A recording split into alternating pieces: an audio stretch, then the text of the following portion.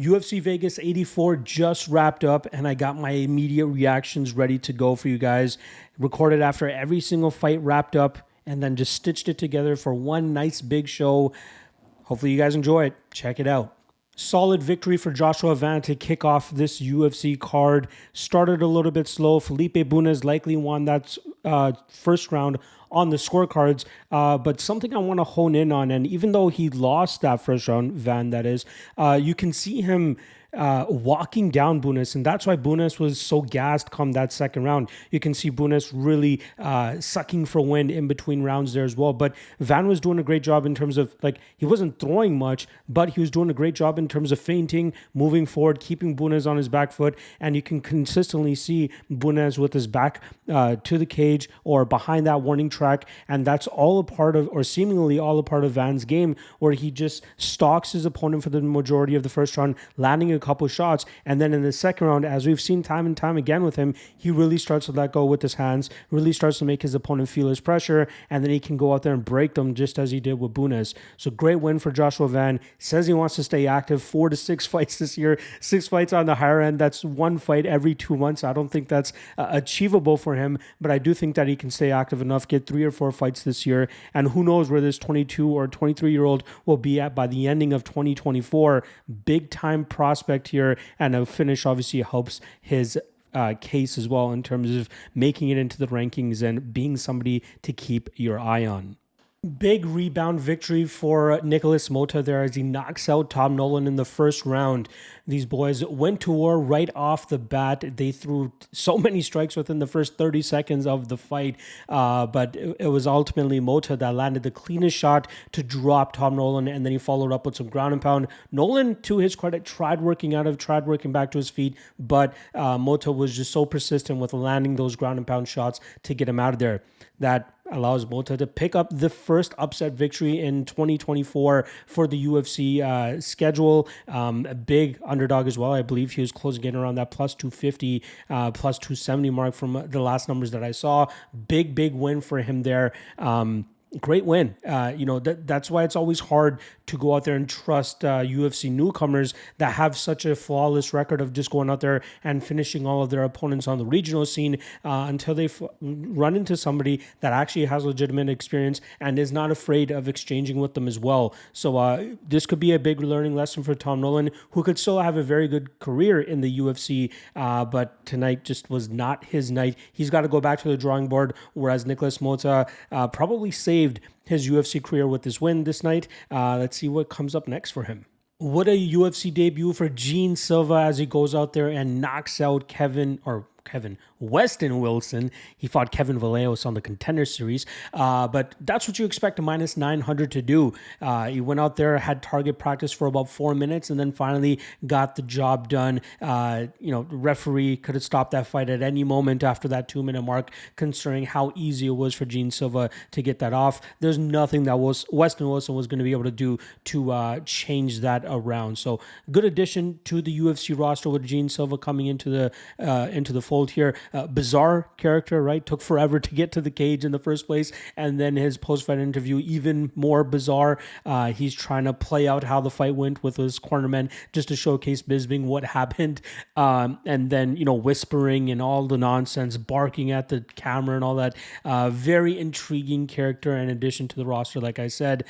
Great win for him, but I can't wait to see him finally fight somebody that's gonna give him some resistance. I mean, Weston Wilson was a schmuck of an opponent for a guy of his level. So hopefully Gene Silva is back in the cage sooner than later, considering it took no damage in that matchup. So hopefully by April he's back in the cage and we can really see what his potential and ceiling could be in the UFC. But regardless, great win for him tonight as he knocks out Weston Wilson. Farid Basharat keeps his undefeated record intact as he goes out there and wins a decision against Taylor Lapilus.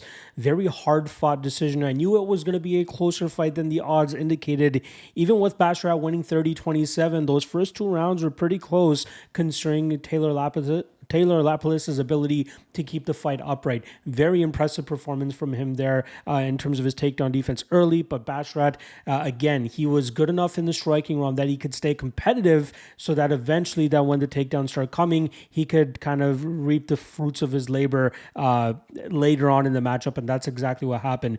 Great gas tank, his ability to continuously stick on these takedown attempts, chaining them together, and then even just masking takedown attempts behind strikes. Very impressive from Farid Basharat. He continues to improve at extreme rate, just as much as his brother Javid, who is obviously killing it in his own right, but very important win for Farid here, especially against a veteran like Taylor Lapalus, who only had 3 losses in 22 fights coming into this one. So he gets his 4th loss this weekend or tonight, but regardless, big win for Farid Basharat. I'd love to see him fight somebody ranked at this point in time. I think he's one of the more complete fighters in this division. So yeah, let's get him in there with somebody ranked, somebody in the top 10 to top 15 area of the division. Great win for Basharat once again, and I look forward to seeing what's next. That is now 3 for 3 for Marcus McGee with getting finishes in all 3 of his UFC fights. This one was very impressive, especially over a highly touted striker and glory kickboxer like Gaston Bolanos. I was on the Bolanos side myself, but McGee did showcase that his explosivity, speed, and power was too much for the technically better Bolaños in the striking realm. And Bolaños, to me, looked like he was moving in mud that entire time. He was taking shots that he probably shouldn't have. He just couldn't get into his own game, and it just seemed like McGee had his number the entire way. McGee, very impressive. Like I said, again, hailing out of the MMA lab. They have a lot of big hopes for this guy, especially with the way that he's able to go out there and put his power to good use. It's nice to see him go into the second round this time around, as he's usually been able to go out there and finish his opponents relatively quickly. Obviously, I believe the Journey Newson fight actually went into the second round as well, but you want to be sure that this guy can go into deep waters and still translate that power if that's something that he's able to do. So he did it this time around. Good for him, and I look forward to seeing how they match him up moving forward, but great knockout victory for Marcus McGee. 30-27 on all 3 scorecards for Preston Parsons as he picks up a unanimous decision victory over Matthew Semelsberger. That is the exact type of fight I was expecting, as Preston Parsons was successful with his grapple-heavy approach, but what I was most impressed with was his ability to exchange with Matthew Semelsberger on the feet more than I thought he would. I thought that this was going to be a fight similar to his previous one where he is diving for the legs almost immediately, but this fight, he seemed to be comfortable with swinging some leather, throwing some nasty kicks as well to get Semelsberger to think it's going to be a bit of a striking match. But then, before he knew it, he was in on the legs. Great takedown attempts, and credit to Semelsberger as well in terms of for the first 2.5-ish rounds, he was consistently trying to work back to his feet, getting his feet on the hips of Parsons, pushing him away, getting back to his feet. Unfortunately for him, it just was not meant to be, as we saw great work from Parsons in terms of the cardio, keeping the pressure on him, and then just finishing strong from on top with a couple of submission attempts, as well as raining down big blows with less than 10 seconds to go to secure that decision victory. Great win for the underdog earlier in the week, as you guys saw on the tail of the tape. It ended up being a pick'em, so shout out to all the bettors that got in on Parsons this week, especially at plus money, but great performance from him there, and I look forward to seeing what's next for him, especially considering the type of style that he brings to the table. If his durability holds up, this guy's going to be a tough matchup for a lot of fighters in this division. The minus 750 favorite Waldo Cortez Acosta goes out there and defeats Andrei Arlovski by decision. A lot of people expected Cortez Acosta to utilize his youth, speed, and power against Arlovski early and get him out of there with a knockout, just like he did against Lucas Dresky in his last fight. But I thought that we would see Cortez Acosta go out there and stick to the ways that got him his first couple of UFC wins, which was volume and a patient striking approach. Now, this fight was close on the numbers in terms of significant strikes. Arlovski did a decent job in terms of staying safe from distance, although he did miss on a lot of the shots that he was throwing. Cortez Acosta made sure that the shots, when he was landing them, were clearly the more significant strikes, more damaging strikes, making it a little bit more obvious for the judges to score it in his favor. Great performance by Cortez Acosta, and he continues to garner more and more experience so that he can continue working towards the rankings and trying to get into title contention. I think with his lacking takedown defense and ground game, it's going to be hard for him to really make it to the top of the division, but continuing to garner this experience is going to be very important for him, like I said, to get closer to those rankings and higher up in the heavyweight division. Great performance for him. Shout out to anybody that cashed the plus 300 by decision prop for Cortez Acosta. I know I was one of those folks. If you guys checked out the 3 best prop bets video, you would have been as well. Bruno Ferreira gets the first round knockout victory over Phil Hawes in emphatic fashion with less than 10 seconds left in that first round. He had Phil Hawes hurt plenty of times, especially with a beautiful flying knee to the chin, or I should say face, that hurt Phil Hawes, and that was the beginning of the end as Bruno walked him down, dropped him with a big shot, and then landed 3 devastating ground and pound shots to completely put Phil Hawes out. As a fan, it's tough to see Phil Hawes get knocked out as often as he has. It might be time to hang it up or at least take an extended layoff because it just does not seem he can take clean shots. We're not one thing that I was surprised about, and maybe it's just his own self getting in his way now, is he wasn't throwing as much as he was in his past couple of fights, even in the ones that he was knocked out. Maybe that was a part of his plan because he just didn't want to get touched. He felt his chin was still very much broken and just didn't have enough confidence in himself. But it was an un-Phil Hawes-like performance in comparison to what we've been seeing from him as of late. Before, we would see him throwing his hands, throwing his combinations, and just throwing with such confidence, but then he would end up getting knocked out. So maybe it's just a whole mental thing for him now where he's shot. It's unfortunate. The guy's extremely talented, but it's just, if your chin goes, your chin goes. Spinning it over to Bruno Ferreira. Again, phenomenal win. Great bounce back victory after he got knocked out by Nursultan Ruziboev, I believe a couple months back. Great bounce back victory for him. And even better call out. Michael Bisping asked him in the post-fight interview, who would you like to see next? And he actually called out Shara Bullet Magomedov, who just had a successful UFC debut back in October. This would be a solid fight for Bruno Ferreira to take next, especially for Magomedov in terms of him taking slow steps up, moving up that middleweight ranking. So I would love to see that. They're talking about there's a Brazilian card coming up soon, so that's where they want to have that fight. I know the matchmakers love when guys actually call out a specific opponent, and if it makes sense, why not make that matchup? And that's exactly where I think we're going to get here with Ferreira taking on Shara Bullet. Phenomenal matchmaking by Ferreira there. Hopefully the matchmakers come through for that. But all in all, great performance by Ferreira. Even mixed in a little bit of judo, got some top time, but it was ultimately his raw knockout power that got him his hand raised this weekend.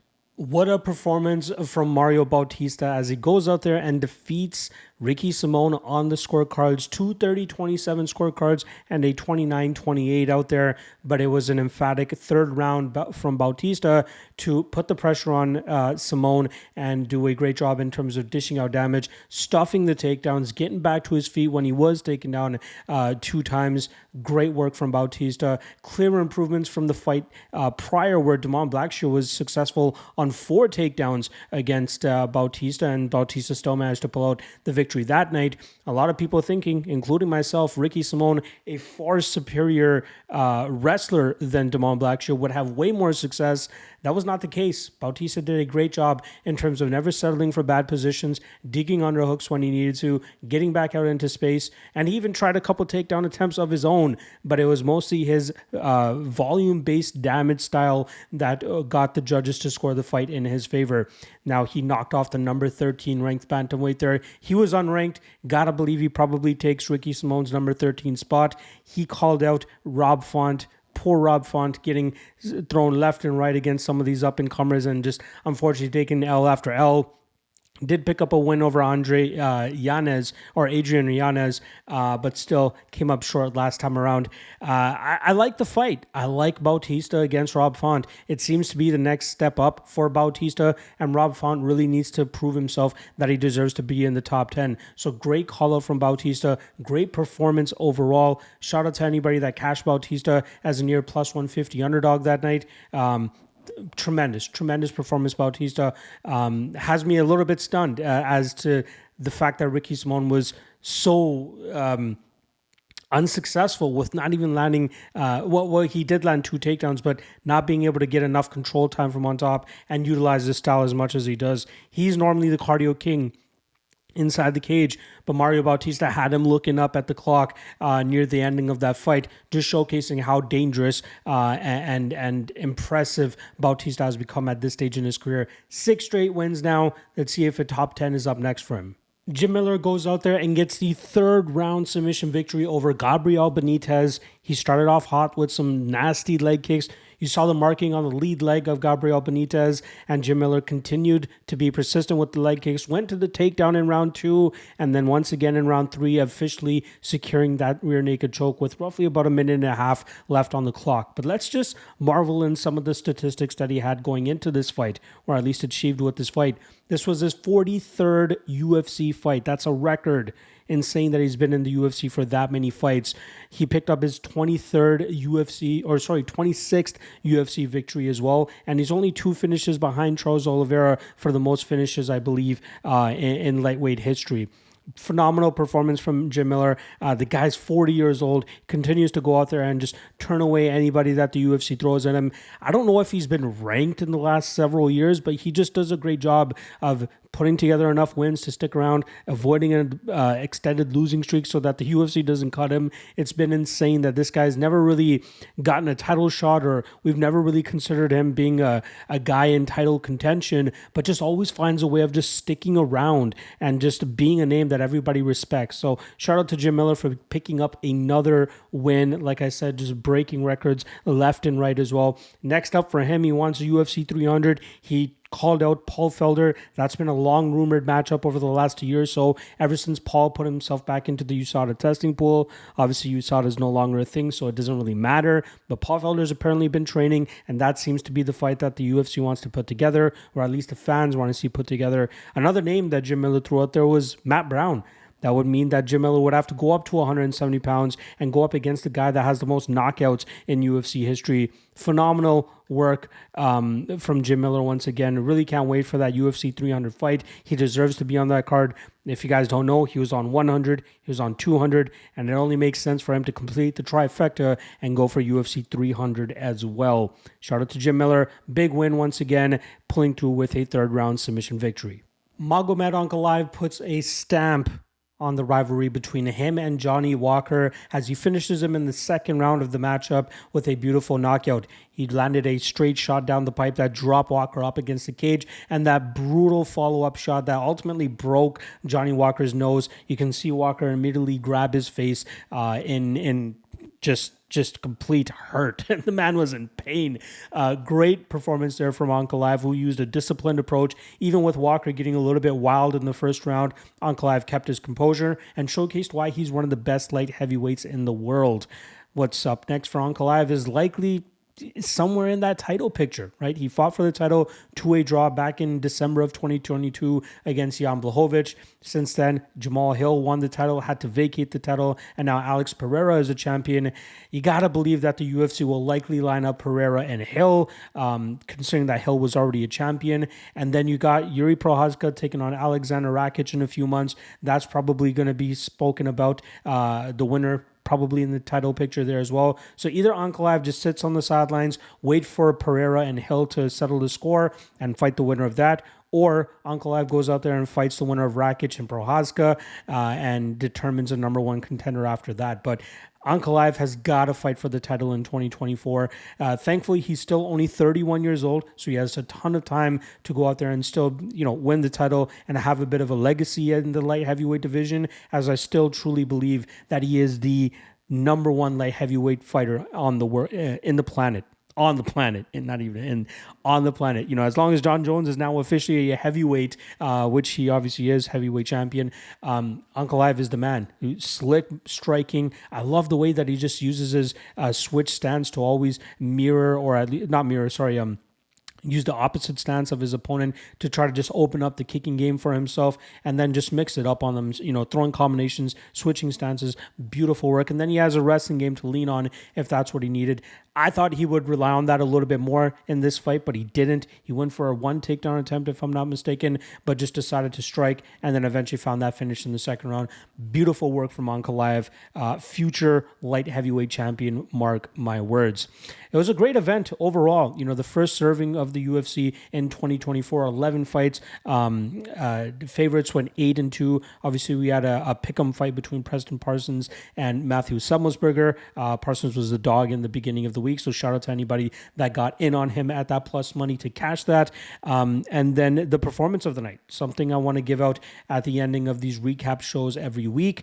Mario Bautista. How could you not enjoy Bautista's handiwork? To knock off a number 13 ranked bantamweight like Ricky Simone, and the way that he did, showcasing the improved takedown defense, the aggressiveness, just marching Simone down and just winning in the way that he did. Even though it was a decision victory, still my performance of the night, considering the way that he won that fight and the improvements and just how lethal he looked in that fight. This guy could be a legitimate bantamweight contender if he continues to improve at this rate. So keep an eye on Bautista, but he is definitely my performance or performer of the night, if that's how we want to word it.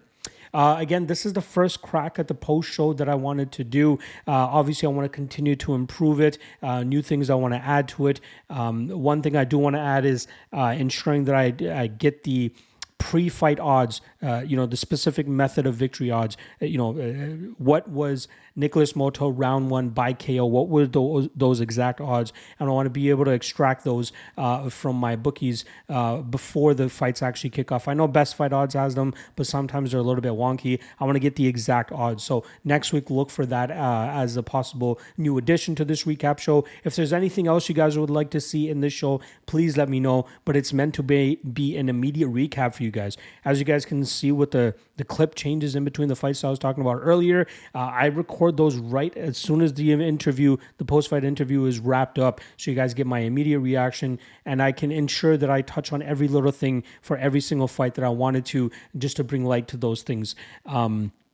Yeah, great. I enjoyed it. I very much enjoyed doing this for you guys, and hopefully you guys continue coming back to these and know that you can bank on these, at least an hour after every event wraps up. Hopefully less than that if I can, find a way to tighten it up a little bit more so I can just get this out ASAP for you guys.